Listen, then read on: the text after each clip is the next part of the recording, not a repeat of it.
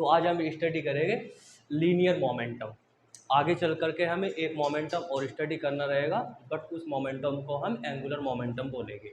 शायद हमने angular displacement, angular velocity को स्टडी कर लिया, ऐसे ही जैसे अभी यहाँ पे मोमेंटम यूज कर रहे हैं, आगे चल के हम एंगुलर मोमेंटम भी पढ़ेंगे। तो इसीलिए मैंने मोमेंटम के आगे लीनियर लगा दिया है। तो दो तरह के मोमेंटम होते हैं, एक लीनियर मोमेंटम होता है और एक एंगुलर मोमेंटम होता है। Today our topic is linear momentum. What is linear momentum?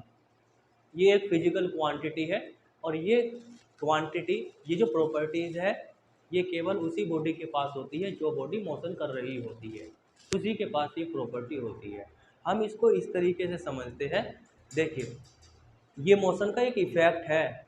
Momentum जो है ना, मोशन का इफ़ेक्ट है, और मोशन के इफ़ेक्ट को हम कम ज़्यादा कर सकते हैं by changing mass and by changing velocity. अभी समझते हैं कैसे करते हैं। और हमारा चैप्टर क्या चल रहा है? लॉ ऑफ मोशन, यानी कि मोशन में कौन कौन से रूल रहते हैं, लॉ रहते हैं, उनको स्टडी कर रहे हैं। तो अब देखिए इसको हम कैसे समझते हैं मोमेंटम को। मान लीजिए आपके पास एक पत्थर का टुकड़ा है, और उसको मान लीजिए 100 ग्राम का है, आपने ऊपर से उसको गिराया, कांच के ऊपर ऐसे गिराया, तो हम देखते हैं जो ग्लास है ना वो ब्रेक नहीं होता, वो नहीं टूटता। बट हमने फिर उतनी ही हाइट से, सेम हाइट से एक 1 kg का पत्थर लिया और ऊपर से उसी कांच के ऊपर गिरा दिया, तो हम ये ऑब्जर्व करते हैं जो ग्लास होता है वो ब्रेक हो जाता है। क्या फ़र्क आया है? सिर्फ हमने किसको चेंज किया? मास को चेंज किया। हालांकि हाइट भी वही रही, दोनों की हाइट, पहले केस में भी हाइट इतनी थी एंड सेकंड केस में भी हाइट उतनी है। तो दोनों केस में हाइट सेम रहती है, दोनों केस में वेलोसिटीज़ भी सेम रहती है। बट हमने मास को चेंज कर दिया, और मास के चेंज करने से मोशन का इफेक्ट बदल गया। उसने शीशे को जा कर के तोड़ दिया मास को चेंज करने से। इसी तरीके से इसको उल्टा करिए आप। सामने से एक गेंद आ रही है, 1 किलो की गेंद है, आप उसको आसानी से ऐसे लपक लेते हो, कुछ स्पीड होगी उसके पास, और उस स्पीड को आप ऐसे कैच कर करके रोक लेते हो गेंद को। एक गेंद और आ रही है, या बुलेट, मान लीजिए बुलेट आ रही है अब सामने से, गोली, क्या आप उसको रोक सकते हो? आप उसको नहीं रोक सकते। अब की बार कौन चीज़ चेंज हो गई? वेलोसिटी। तो वेलोसिटी के चेंज होने से मोशन का इफेक्ट चेंज हो रहा है। अब की बार अब उसको रोकने के लिए आपको बहुत ज़्यादा फोर्स की रिक्वायरमेंट रहेगी, और आप उस गोली को रोक भी नहीं सकते। तो कहने का मतलब ये हो रहा है कि मास को चेंज करने से या फिर वेलोसिटी को चेंज करने से, इन दोनों में से किसी एक को चेंज कीजिए, मोशन का इफेक्ट चेंज हो जाएगा। मोशन कुछ ना कुछ अपना इफेक्ट चेंज कर लेगी। तो इन दोनों से, इन दो फिजिकल क्वांटिटी से, मास से और वेलोसिटीज से, मास और वेलोसिटी से एक नई क्वांटिटी निकल करके सामने आ रही है जो मोशन के इफेक्ट को चेंज कर रही है। तो उस क्वांटिटी का हम नाम रखना चाहते हैं। भाई मास तो अलग चीज़ है और वेलोसिटी अलग चीज़ है, दोनों को एक साथ मिला रहे हैं तो कुछ और नई चीज़ बन करके सामने आ रही है। तो अब उस चीज़ का हमने नाम रखा, और उस चीज़ का हमने नाम रखा लीनियर मोमेंटम। अब इसकी मेजरमेंट कैसे करेंगे हम? तो सिंपल मास का और वेलोसिटी का दोनों का मल्टीप्लाई कर दीजिए, आपको पता चल जाएगा कि बॉडी के पास कितना मोमेंटम है। ये मोमेंटम होता है। और मोमेंटम क्या है? मोमेंटम एक्चुअल में आपको सेंस देगा, आपको नॉलेज देगा कि उस बॉडी को स्टॉप करने के लिए कितने फोर्स की रिक्वायरमेंट रहेगी। मोमेंटम आपको ये जानकारी देगा। पहले पता करो मोमेंटम कितना है बॉडी का, है ना। जैसे एक ट्रक होता है, ट्रक चल करके आ रहा है और रास्ते में ब्रेकर है, बहुत स्लो स्पीड से चल के आ रहा है। अगर आपने उसकी स्पीड स्लो भी कर दी और ब्रेकर इतनी दूर है और चल रहा है, तो अभी भी वो इस ब्रेकर को पार कर करके आगे निकल जाएगा, क्योंकि ट्रक है वो, उसका मास बहुत ज़्यादा है, और उतनी ही वेलोसिटी से साइकिल को गुजारिए जरा, और ब्रेकर इतनी दूर है, तो साइकिल इस पे ऐसे चढ़ेगी, अगला पहिया निकल जाएगा ज़्यादा, लेकिन दूसरा पहिया नहीं गुजर पाएगा, वो वहीं गिर जाएगी साइकिल, जबकि ट्रक उसको पार करके आगे निकल जाएगा। क्यों? क्योंकि ट्रक के पास मोमेंटम ज़्यादा था, उस ब्रेकर को पार करके निकल गया। It is clear? This is known as the momentum, and momentum is defined by the product of mass and the velocity. इन दोनों का प्रोडक्ट कीजिए, आपको मोमेंटम पता चल जाएगा। और ये ध्यान रहे कि मोमेंटम केवल मोशन करने वाली, यानी कि जिसके पास वेलोसिटीज होती है उसी बॉडी के पास मोमेंटम होगा। अभी ये चौक है, कितना मोमेंटम? 0, छोड़ दी, अब आया मोमेंटम। जैसे ही वेलोसिटी एक्वायर कर लेगी then its obtained momentum, and momentum is denoted by capital P। और ये इट इज़ वेक्टर क्वांटिटी। तो मैं इसका अगर वेक्टर फॉर्म लिखूँगा तो कैसे लिखना चाहिए मुझे? कहाँ कहाँ वेक्टर यूज करूँगा? यहाँ और यहाँ। यहाँ पे भी यूज करेंगे? नहीं यूज करेंगे। ये लो जो मोमेंट। अब अभी हमने स्टडी किया था एनसीईआरटी एक्सरसाइज में एक क्वेश्चन था, ऐसे एक क्वेश्चन था वो theoretical. A vector can be multiplied with a scalar, yes और नो? यस, उसका एग्जांपल ये रहा, vector multiply by a scalar, ये हो रहा। ठीक है, अब इसी को जरा याद कीजिए। मास की मल्टीप्लाई अगर आप एक्सीलरेशन से करते हैं क्या मिलता है? एफ। दोनों सेम से नहीं है। वेलोसिटी बना देंगे इसकी तो मोमेंटम मिल जाएगा। अब इसके यूनिट भी याद होना चाहिए। इसका यूनिट बताओ, बना लीजिए, यहीं से बना दो। और इसका यूनिट क्या है? किलोग्राम। और इसका यूनिट क्या है? मीटर पर सेकंड। और पर सेकंड को हम ऐसे लिख लेते हैं, सेकंड इनवर्स। तो ये इसका यूनिट रहेगा। डायमेंशन बना दो आप इसकी, डायमेंशन बनाना, डायमेंशन इस वाले की डायमेंशन m और इसका डायमेंशन, ये इसका डायमेंशन होता है।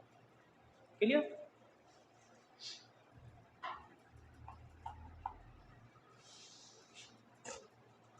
अब देखिए, इतनी सारी मेहनत करने के बाद अब हम पहुंचते हैं न्यूटन्स लॉ ऑफ मोशन पे।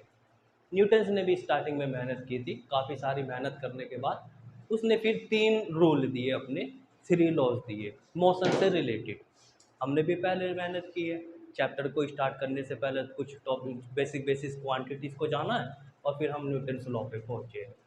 मेन यही है हमारे, इसी पे ही हमारा चैप्टर है, Newton's law of motion. 9th class में भी स्टडी की है, वही है, ये भी सेम ही है, थोड़ा बहुत एडवांस है यहाँ पर, बस वैसे बेसिकली सेम रहेंगे। जैसे फर्स्ट लॉ को स्टडी करते हैं, FIR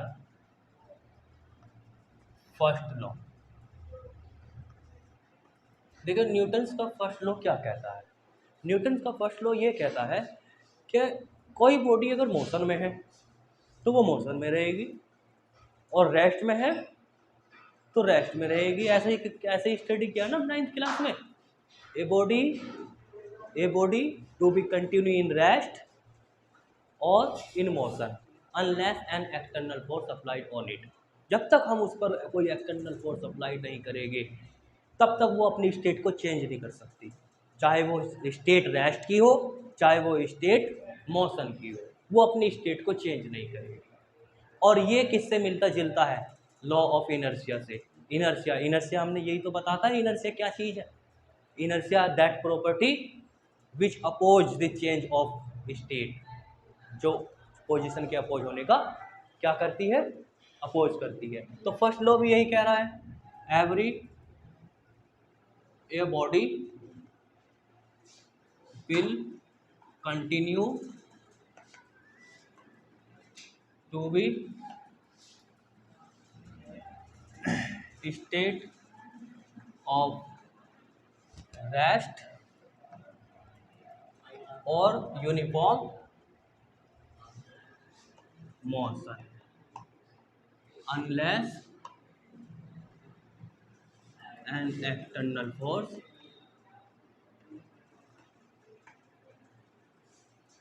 applied on it।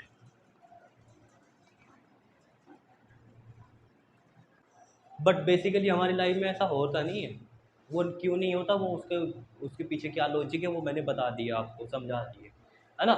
अब यहाँ से क्वेश्चन निकलता है, देखिए क्वेश्चन ये निकलता है कि न्यूटन्स का कौन सा लॉ है जो फोर्स को डिफाइन करता है, फोर्स को एक्सप्लेन करता है, फोर्स के बारे में बात करता है। तो ये वही लॉ है, ये फर्स्ट लॉ ये फोर्स के बारे में बात कर रहा है और ये बता रहा है फर्स्ट लॉ कि force is that cause which change the motion.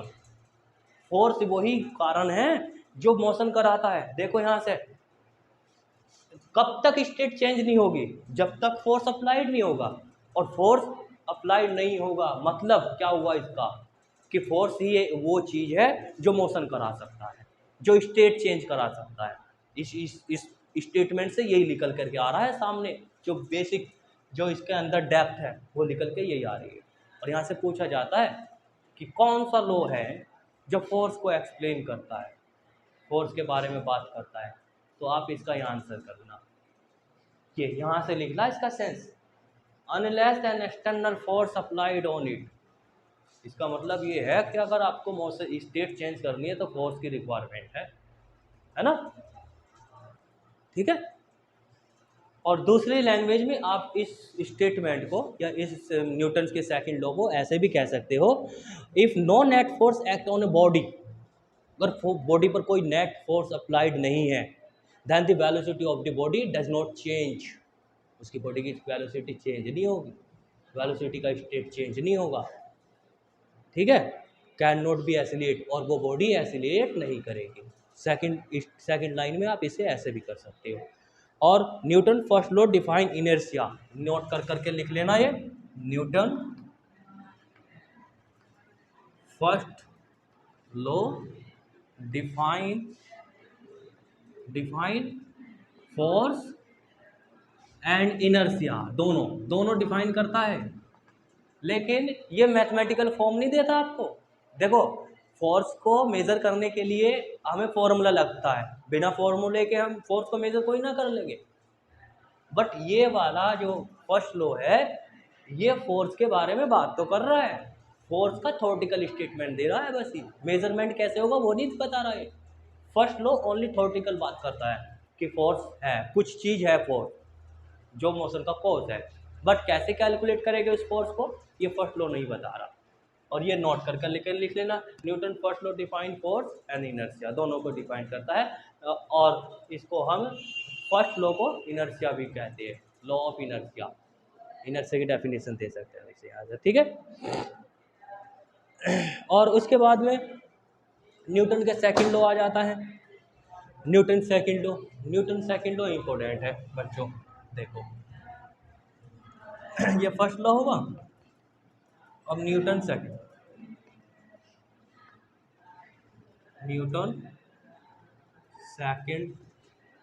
Law, second law देखो क्या कहता है। सेकंड लॉ ये कहता है कि किसी बॉडी के मोमेंटम में चेंज कीजिए, आप किसी बॉडी के मोमेंटम में चेंज कीजिए। और मोमेंटम में चेंज कैसे होगा, मोमेंटम में चेंज होगा बाय चेंजिंग द मास और वेलोसिटी। अब हमने कोई एक पर्टिकुलर बॉडी ले ली, चलती हुई बॉडी है, ये बॉडी यहाँ से जा रही है इस तरीके से, मान लीजिए गेंद ही, और ये गेंद ऐसे लुढ़कती हुई आगे की तरफ v वेलोसिटी से m मास की बॉडी और ऐसे जा रही है, ठीक है। तो इसका मास तो चेंज नहीं कर सकते भाई हम, बॉल का चलती उड़ती बॉल का मास तो चेंज नहीं कर सकते, बट वेलोसिटी तो चेंज कर सकते हैं ना।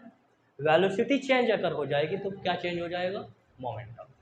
तो मान लीजिए यहाँ पर इसकी वेलोसिटी है u, after some time this ball reach here, ये बॉल यहाँ पर पहुँच गई और इसकी वेलोसिटी v हो गई, ठीक है। तो यहाँ पर मोमेंटम कितना था भाई, p1, मास का और वेलोसिटी का मल्टीप्लाई करो, मोमेंटम मिल जाता है।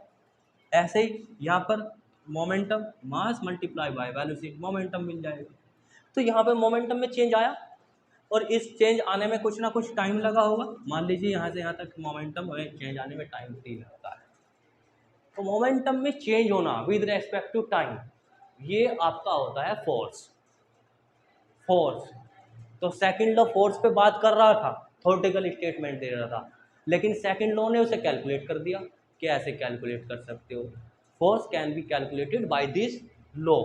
सेकंड लॉ क्या कह रहा है, मोमेंटम में चेंज हुआ विद रेस्पेक्ट टू टाइम, जितना भी टाइम लगा होगा इज इक्वल टू फोर्स।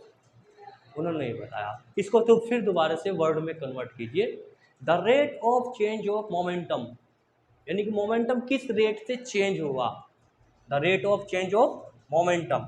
ये देखिए यहाँ पे, ये क्या है आपका, ये मैथ्स में आप पढ़ते हैं उसे डिफरेंशियल, और डिफरेंशियल को क्या कहते हैं हम, रेट। किसका रेट है ये, मोमेंटम का। यहाँ पर किसका रेट है, मोमेंटम का, तो ये मोमेंटम का रेट हो गया। Rate of change of momentum is directly proportional to the force. जो आपने इस मोमेंटम को चेंज करने में फोर्स जो अप्लाई किया है, वही फोर्स इस मोमेंटम के चेंज के इक्वल होगा। ये सेकंड लॉ ये बता रहा है। दोबारा समझो, यहाँ से यहाँ तक आपने मोमेंटम में चेंज किया, पर यू से वेलोसिटी वी किया आपने, तो वैसे कोई ना की होगी, आपने फोर्स अप्लाई किया होगा। जैसे कैच कर रहे हो आप, वेलोसिटी थी गेंद की कुछ, ऐसे ही जैसे कैच किया तो आपने फोर्स अप्लाई कर करके वी वेलोसिटी कर दी, उसकी चेंज कर दी वेलोसिटी। तो ये यहाँ से यहाँ तक मोमेंटम चेंज कर दिया ना आपने, बाय डिक्रीजिंग द वेलोसिटी। तो ये जो मोमेंटम में चेंज हुआ, वो किस रेट से हुआ, कुछ टाइम लगा, तो इस रेट को हम क्या कहेंगे, फोर्स कहेंगे। वो फोर्स के इक्वल होगा। The rate of change of momentum is directly proportional to the force. ये न्यूटन का सेकंड लॉ है। आपने ये भी पढ़ करके आए हो गया बराबर एम में। This is not Newton second law statement. Original statement ये है, ये तो उसमें पूछा जाता है कंपटीशन में, बताओ न्यूटन का सेकंड लॉ ये है या ये है, तो आंसर रहेगा ये है। ये क्यों नहीं है, ये तो हमने इससे ड्राइव करा, इस रिलेशन से ड्राइव करके यहाँ तक पहुँचे। ठीक है, तो अब इसे वर्ड्स में कन्वर्ट कीजिए न्यूटन के सेकंड लॉ को। The rate of change of momentum is directly proportional to the force. कौन सा फोर्स, जो आपने अप्लाई किया, applied on the force. This is the Newton second law. It is clear. देखिए भाई, सुनना इधर, न्यूटन सेकंड लॉ ये कह रहा है the rate of change of momentum is directly proportional to the external force. अब इस स्टेटमेंट को हम यूज कर करके हम फोर्स का एक फॉर्मूला बनाना चाहते हैं, और उस ये वाला फॉर्मूला, और यही मेजरमेंट कहलाएगा फोर्स का, कि अगर किसी बॉडी के पास m मास है और हमने उसको a एक्सीलरेशन दिया है, तो फोर्स की कैलकुलेशन आसानी से दोनों को मल्टीप्लाई कर करके मिल जाएगी। तो ये F बराबर F इक्वल टू m में कैसे आया, तो देखते हैं कैसे आया। तो ये क्या है, dP upon dt is equal to k multiply by f। यहाँ से बच्चों हम ना k की वैल्यू पुट कर लेंगे, और p को मैं कैसे लिख सकता हूँ, हाँ है इधर, क्यों इधर ही तो आएगा कि इधर लगता है, इधर लगा ले, इधर लगा ले, मर्जी है किधर ही लगा ले, कॉन्स्टेंट तो किधर भी लगा लेते हो। तो ये डिफरेंस, ये देखो, change in momentum, change in momentum कैसे लिखा जाएगा, यहाँ पर मोमेंटम अभी कितना है p2, और यहाँ पे कितना मोमेंटम p1, तो दोनों को आपस में सब्ट्रैक्ट कीजिए आप, p2 माइनस p1, ये क्या मिल जाएगा आपको, चेंज इन मोमेंटम। तो dp के प्लेस पे कितना लिख सकता हूँ मैं लिख सकता हूँ p2 माइनस p1, और ये अपॉन में time is equal to f। यहाँ पर हमने k की वैल्यू 1 पुट कर लेते हैं 1, और p2 की वैल्यू मैं वहाँ से रख सकता हूँ मास मल्टीप्लाई बाय वेलोसिटी, और p1 की multiply mass multiply by upon में t is equal to f। ठीक है, और यहाँ से m कॉमन मिल रहा है हमको, तो b माइनस के u लिखूँगा मैं, और अपॉन में ये dt रहेगा, ठीक, और इक्वल टू है आपका f। इस पे गौर करो क्या है ये, acceleration, change in velocity with time is known as acceleration. तो मैं लिख सकता हूँ m is equal to f is equal to m। आ गए। तो अब से बच्चों ध्यान रखना, बच्चे इसको न्यूटन सेकंड लॉ ठहरा देते हैं, न्यूटन सेकंड लॉ का कैलकुलेशन है, हमने ऑब्टेन किया है न्यूटन सेकंड लॉ से, F इक्वल टू m में, ओरिजिनल तो ये है। Now we can calculate force of a body, of a moving body और रेस्ट बॉडी। अगर कोई बॉडी रेस्ट में है तब हम उसका फोर्स कैलकुलेट कर सकते हैं, ए एक्सीलरेशन है उसके बाद तब हम फोर्स। तो न्यूटन सेकंड लॉ फोर्स का मेजरमेंट देता है, न्यूटन फर्स्ट लॉ फोर्स के बारे में बात करता है और न्यूटन सेकंड लॉ मेजरमेंट करके दे देता है, फॉर्मूला दे देता है। It is the mathematical form of the Newton second law. ठीक है, इसमें थोड़ी सी हमें थ्योरी लिखनी रहेगी, तो उसके बाद हम देखेंगे। थर्ड लॉ और भी आसान है, थर्ड लॉ भी और मैं समझा देता हूँ लाओ अभी। थर्ड लॉ ये कहता है for every action, for every action, action means force, ये आपने एक्शन किया, ये फोर्स अप्लाई किया, तो इस एक्शन के लिए इधर से भी रिएक्शन होगा। For every action there is a equal and opposite reaction, जितना आपने इधर से एक्शन किया उतना ही रिएक्शन इधर से मिलेगा तुरंत। होता है ना ऐसा, किसी के मार के देखो एकदम रिएक्शन हो जाएगा, है ना। ये हमारी डेली लाइफ में भी होता है, मोशन के रूल में भी शामिल है ये। आप दीवार को दबाओ, नहीं दबेगी, क्यों नहीं दब रही? क्योंकि दीवार हमें इधर की तरफ दबा रही है। मैंने इसे एफ दिया, मुझे इधर धकेल दिया इसलिए। ऐसे ही हथौड़ी से आप हैम्बर से नीडल को ऐसे गाड़ रहे हो, जैसे ही आपने पत्थर में या नीडल में हथौड़ी हैम्बर को ऐसे मारा तो हथौड़ी ऊपर उछल जाती है। क्यों उछल गई? क्योंकि जो पत्थर था, स्टोन था, जो नीडल थी, उसने भी फोर्स ऊपर की तरफ अप्लाई कर दिया है।